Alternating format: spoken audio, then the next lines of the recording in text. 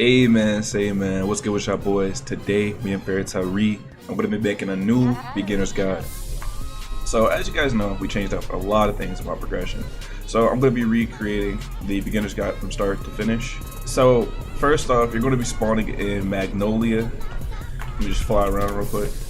You're going to be spawning in Magnolia. Most likely you'll be spawning right here, and you have a few options.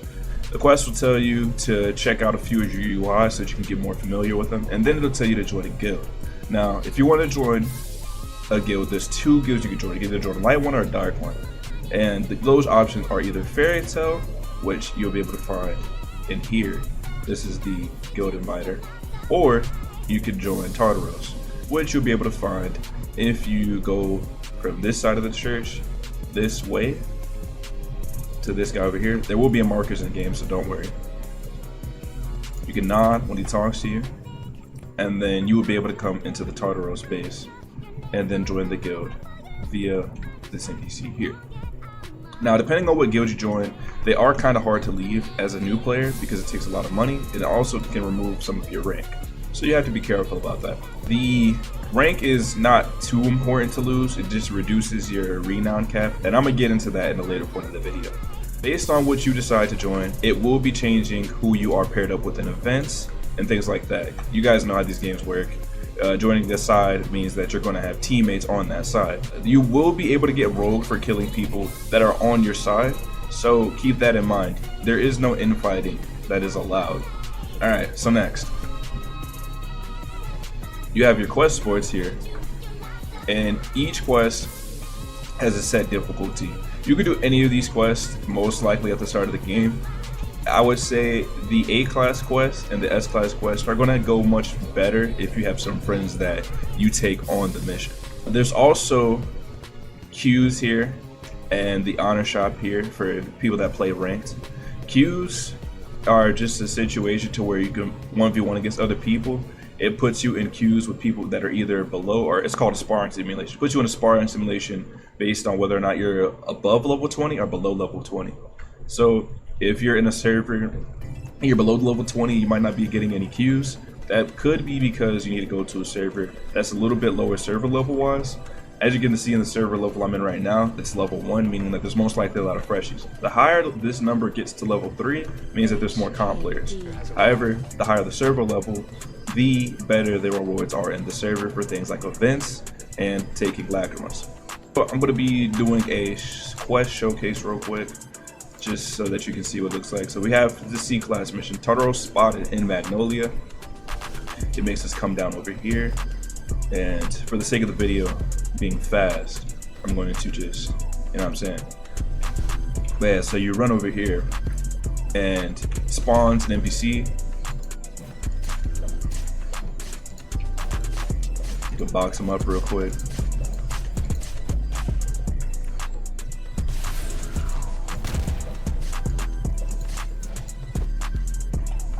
Free eats. Alright, so I got a reputation increase, a lot of materials, and I'm max level, but normally that would be giving me some EXP. Now, something to note about the missions is, depending on your level, they will have a cooldown, and this cooldown increases the higher level you are. But all these missions do give roughly a level until later parts of the game. So right now I'm on a 15-minute cooldown. When you start the game, these missions will start on a 5-minute cooldown, and that is just so that it doesn't get overly repetitive and we can increase the rewards. These missions are all really good reward wise, and they will give at least 1 to 2 levels per. I know these give about 2 levels per. So in your first round of missions, you can roughly get about 7 levels. Alright, so on to the next thing, which will be events. Events are a main way to get a lot of progression. Speaking of that, I'm going to attempt to complete one of the missions real quick. So you guys just saw the mushroom lacrima was activated. That timing was crazy, I'm not gonna lie. But yeah, so there's this mission where you can take control of the city of Lacrima, blue crystals around the map, and we just found one that was on mushroom, right? So what we have to do now is we can head over to the train station and then we can go to Mushroom from here.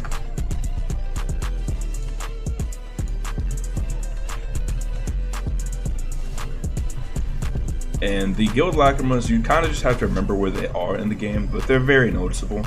Like, as you can see, yeah, just right over there. And when the guild lacrima becomes unlocked, like when you get that notification, that's when you can actually take it. This happens at the 45-minute part of the server age. Yeah, it's not unlocked yet. It has like a bit of a startup, but yeah. So this happens at the 45-minute of the server age. And when you take these, you can complete this quest here, but you can also gain rewards from this here in general. So what this gives is, it gives money, and then it also will give you EXP over time. And the higher the server level, these rewards are multiplied per point. It's very good to have these. These ones only open up every 45 minutes though. So you have to be on the ball when these ones open up. The ones that are near the guild bases, they're always open. So the guild bases ones are a lot easier to obtain. The ones in the cities are much harder to obtain, but you do have them more consistently, and they're very nice to have. However, if this was a very competitive server, people will most definitely be fighting over these.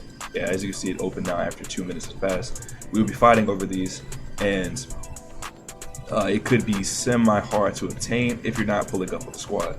Speaking of squads, there are parties in the game. I'll invite my friend real quick. There are parties in the game, and you will be able to send invites to your teammates through here if you want to check on their HP and things of that nature.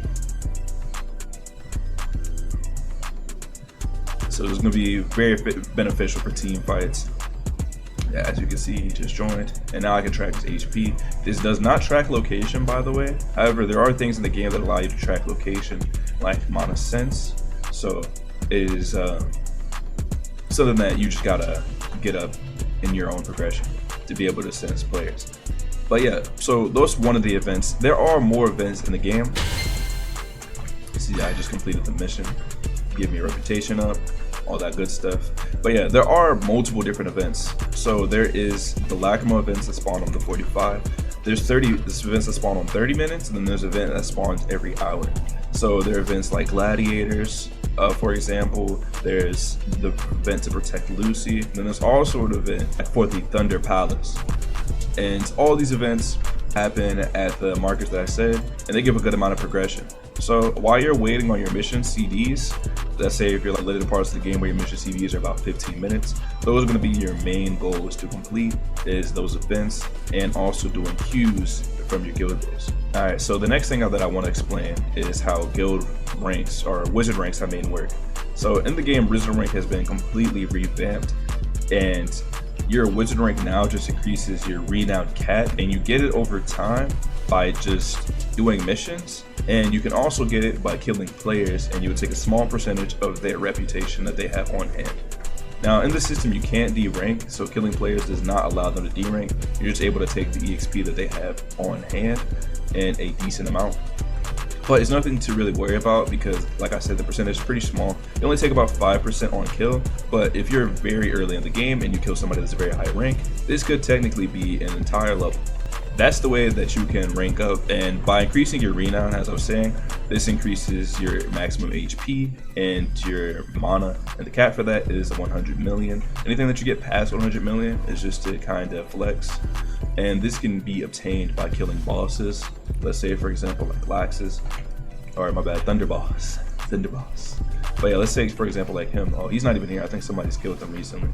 Let me go show you guys an actual boss real quick then.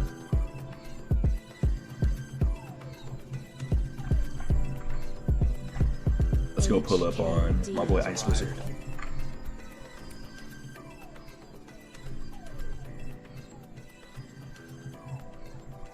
Alright, so you know what I'm saying, we got my boy Ice Wizard up here, you feel what I'm saying? But yeah, if you were to kill a boss, it's the best way to gain renown. You can also kill bosses like the Yakuza boss that is on Hargion. You can kill Yeti King. All these would be giving you good renown. Also, a really good way for getting a lot of renown is high server level and doing events. Events give a ton of renown. And in events also, you should always participate, because in things like events and queues now, regardless of whether or not you win or lose, you will get EXP. However, losers only get 50% of what the winners would gain. So it's still always really good to participate. You always have the opportunity to get rewards. What I will now want to talk about is the later parts of the game. Right, so once you actually get into the motion of how to do the actual progression and work on your levels, there's a lot of other things that you got to work on, and a lot of other things that you got to work on is magic grade. Magic grade is a system to where, I guess it's literally your magic is graded on how good it is at the current moment. So once you max out in the game, you can get this to grade C, and you have to take it from grade C to grade SSS. And the way that you do this is magic grade, it increases by a level. Once you get to level 40, it's grade C. And then it also increases based on magic potential and magic power.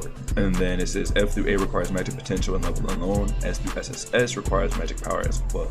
So by you increasing your magic potential to around about, I think it's 60 to 80%, that can get you from grade C to A.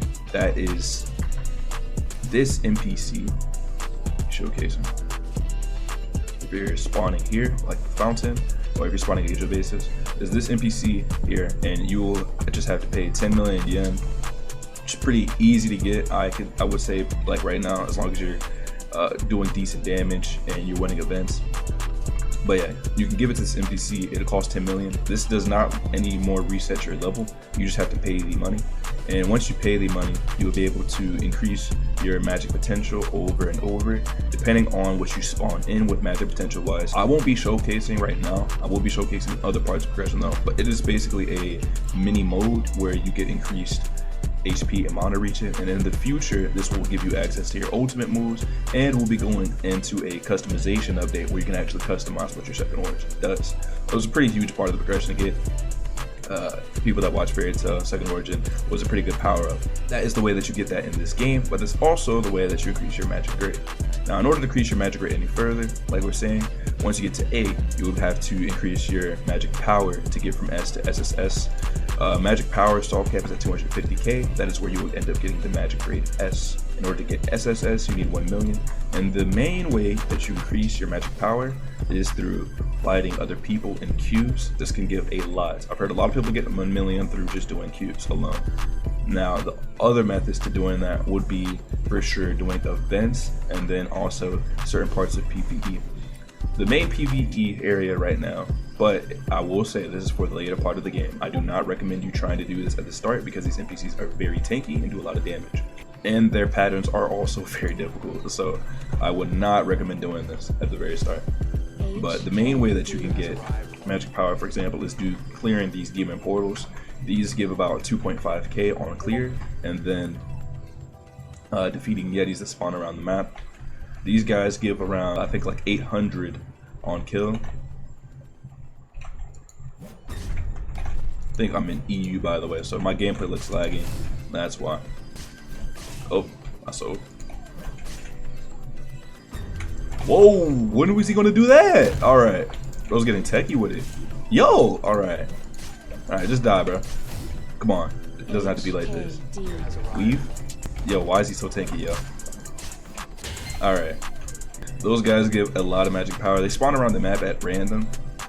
So if you're traveling and you're looking for them, you could probably get used to the spawns once you start looking around. They're pretty much all over the place, but I would say they're around like the outer ring of the map. That's where you can get your magic power up at. Those are like the main methods. The next thing that I really want to talk about is the way that you obtain race progression and the way that you get your techniques. So in order to obtain race progression, that is just the cumulative gaining or increase of your stats. Once you do so much in the game, that will prompt you in order to start your race progression. The race progression unlocks a passive depending on what race that you have, and these will appear as cards on your screen, right? And the main thing that you need is going to be event wins. You're also going to need, what is it called? You're going to need event wins. You're also going to need magic power, and you also need combat rating. You can get combat rating by killing mini bosses, doing queues, and the rest are kind of self-explanatory. I just explained magic power. Event wins, you get that from completing events. The next thing I want to talk about, like I was saying, is techniques. So in order to train your techniques, you need to either use them actively, which was like the method to gain EXP at the very start. So you can either use them actively and you passively gain just a little bit, or you can talk to this guy and he can increase your gains by a lot. So when you talk to this guy, he allows you to choose a technique that you want to focus, meaning a technique that you want to train. You can do armor, enhancement, sense, suppress. There's also fusion, but fusion won't do anything for you until you unlock it because you won't be able to access it. So it's highly recommended that you do. In my opinion, the biggest one to do would be enhancement because this increases your damage, and this is how you will be able to do PvE much easier. This is what the enhancement looks like when it is actually mastered. I can also showcase armor, mastered, then there's also sense, then you have suppress, which hides you from sense. In order to increase your EXP on these techniques, like I was saying, the easiest way to do it is you talk to the NPC, get a focus, any quest that you complete, any events that you win, and any chests that you open will increase the EXP gain that you have on this technique. You will be able to check your levels on your technique if you go to Argion and then you talk to the nurse NPC. If you go to Argion, you come straight out of here, you go to the left, and then you go inside of this cafe. You will see that there is this Nina NPC. You can pay her to check any of your stats, and you will see your technique levels, your event wins, your combat rating, things like that. These mainly help for getting race prog, but they also help for obtaining a lot of other things in the game, knowing just what you have to meet the requirements. And one of those will be technique fusion that I'm going to be talking about. So there's the base 4 techniques, right, which are enhancement, armor, sense, and suppress, right? Now there's also a specialties update that released where you can actually specialize in techniques as long as you have them at a high enough level by talking to one of the trainers that will teach you more info about the technique. But you can also pick a main or a sub technique, and this changes the benefits that you get from them. If you pick a technique as your main, you get way more benefits than picking it as a sub, and this allows for a lot of opportunities in your build making. For example, if you pick armor as your main, you'll be able to get much less drain on armor, and you also get a slight increase to damage reduction.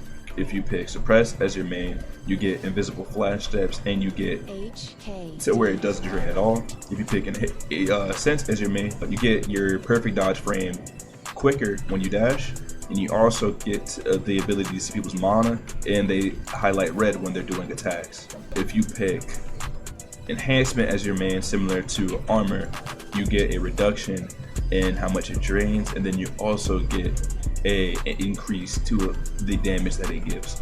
And then there's also subs. I'm not going to explain all these subs right now, but they're a little bit weaker than mains. Normally the less drain is on the mains, and normally you just get only the passive by going it as a sub. So now I want to be going over the fusion techniques that you unlock, right? If you combine 2 techniques by having them both as your specialties and nearly mastered, you'll be able to unlock the fusion technique. So you have the fear fusion,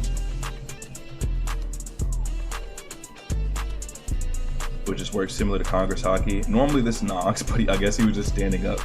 There is the magical pressure, which looks like this. It looks a lot worse when you have lower magical power than somebody. This could actually be much darker and be shaking. There's also mastered armor, so it's like this.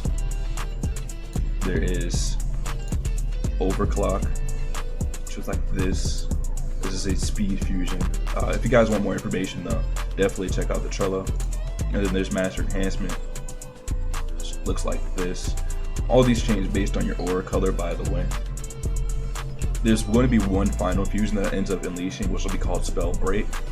And I'm going to leave to you guys what you guys think that might end up being. So now that we've talked about the main key parts of progression, the other thing I want to talk about that a lot of people overlook is the crafting system in the game.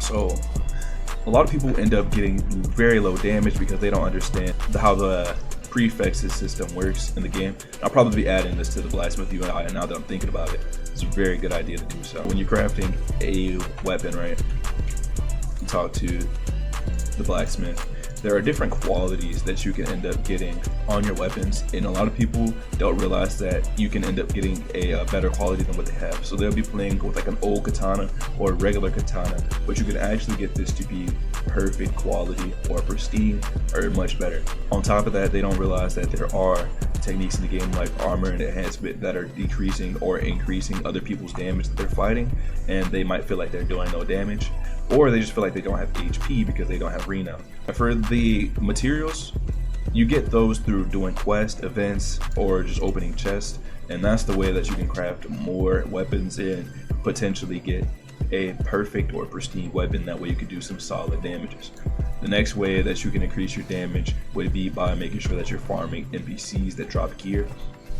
The mini bosses and the bosses in the game drop most of the important gear. That's the main way that you'll be able to obtain gear. There's also lesser gear that you can attain throughout the game by opening chests and things of that nature. Those can help with HP, speed. We will be varying these more so that you can kind of build and make without needing to get the highest level of gear. Also, I forgot to mention, magic potential actually increases your damage percentage on your magic. So if you have it at 30%, you're only at 30% of your magic or your magic damage scaling. If you have it at 80%, you're at like 80%. If you increase your magic power, that increases your damage as well, but it is based on the magic potential percentage. So keep that in mind. Magic potential is going to be increasing your scaling by a lot, and then magic power also can increase your scaling by a lot. This goes up to 250k at soft cap and then 1 million at max. So the next thing that I want to talk about, now that we got that out the way, is stat lineups, stat builds. So for your stats, there are these nodes here, right? And in these nodes or orbs, you can see you get passives depending on what stats you have. Whether or not it's lit up or dark is whether or not that you have it, and these are very important to know. When you start the game, it is highly recommended to go a regular strength build, which is, and I have extra stats, do not worry about me, but it is recommended to go 60, 20, 60, and then 20, right? If you go these stats, it will be very easy to start dealing damage to NPCs in the early game. You can use like a great sword or a medium weapon because these scale higher with M1 damage, and you will be able to do pretty solid damage against the mobs. After that, it is recommended to gain enhancement. That way you can do more damage to NPCs as well. Or if you're going the PvP route, you can start with armor. The stat lineup that you have to go when you have to go these stats is much different now because NPCs can be killed from the start of the game regardless of what stats that you go.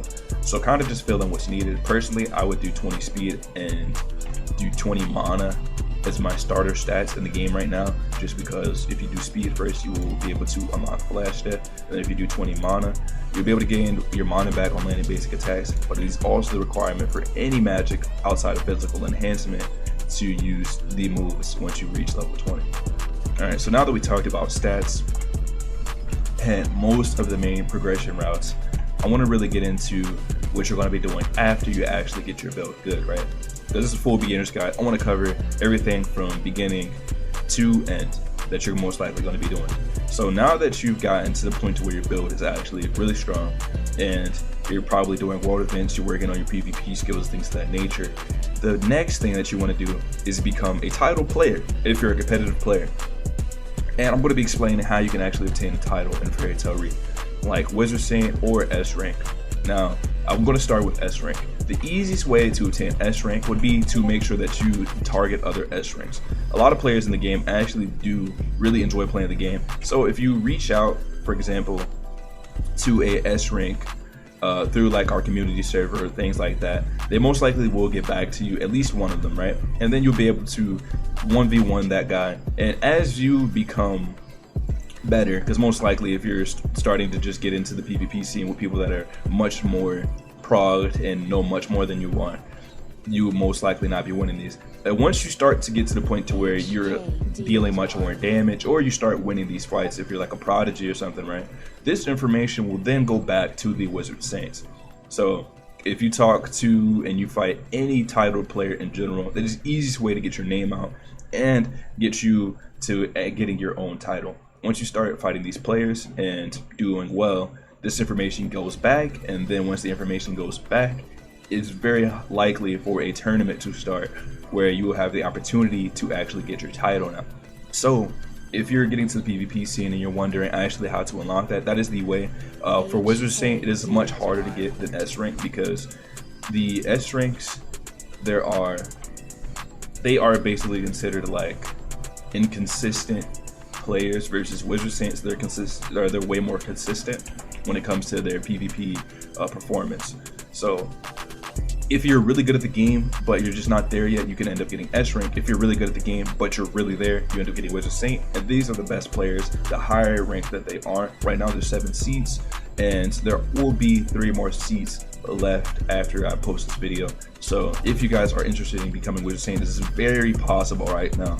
And even when all the seats are filled, you will be able to challenge for those spots. But yeah, so the way to get Wizard Saint if you are a current S rank, because it is more likely to get it if you're an S rank, is to fight other Wizard Saints, and to basically the information goes back, like I was saying, and then a Wizard Saint tournament is held. As long as you're doing really good against these Wizard Saints and people feel like that you're on that level to proceed. Because this is a process where you have to talk to other people in the community, that is why most people don't know about it. So make sure that you're not being too shy. You know what I'm saying? Everybody in the community that I know of is very nice people. So, you know what I'm saying? If you want to get those titles and or just fight other people in general, don't be scared to talk to people. There also will be events that are always held among like confident players. So if you do engage in these type of conversations with other players, you will be able to get into these events. Or if you reach out to staff and you have questions about who to talk to in order to get these titles, they will refer to you most likely to either somebody like Kanji, who is a part of the, like, he's a community manager in the community, who can check in with you as well, check in on your skill if you're just wanting to go straight through to staff instead of going through regular players. So that is the way that you can attain a title in Fairy Tail Re. Like I said, all these are tournaments that are held, so there is no 100% guarantee that I can like say that you're going to get a title, because you will have to just get good and hopefully you win that tournament and dominate. And then after you do that, you will be able to get to the next title inside of titles, because you know there's S rank, but then there's also Wizard Saints. The better you are, the higher your rank is among the Wizard Saints. So that's also another thing that you can obtain. The higher your rank is, there are benefits that you get. There's also benefits for being an S rank, which is extra blessing slot. As a Wizard Saint, you gain increased stats, and you also have access to more content in the future, such as like Wizard Saint modes that allow you boss raid and things of that nature. All right, so I think that's pretty much all of the progression. I will be, now that I've gotten this beginner's guides over, I will also be making a PvP guide on how to progress and get better as a player from start to finish through PvP, and that will include a PvP breakdown. It'll most likely be a multi-part video. The combat in this game is very complex, but it is very hard to tell because it is a lot of strategizing that goes on in your mind, and not really a whole lot that is easy to tell by just watching somebody fight somebody else. So because of that, I will be doing breakdowns so that you can see like the inside of what people are thinking and things of that nature. But I hope this video was very helpful for all of you guys. I hope you guys enjoy what we pushed out, and I appreciate everybody that's supporting, everybody that didn't hop on Hate Wave and actually saw the game for what it was, or maybe they still might have had some criticisms, but they gave it without being just negative overall and actually gave us something to work on. I appreciate all of you guys. I also appreciate the team, like the main community that has helped us with getting ideas, collecting, as we were definitely talking to a whole lot of people in order to build this progression up and make it as fun as possible. I appreciate all you guys, and I'll see you in the next one. Peace. Keep it undercover. We not even lovers. We just with each other right now.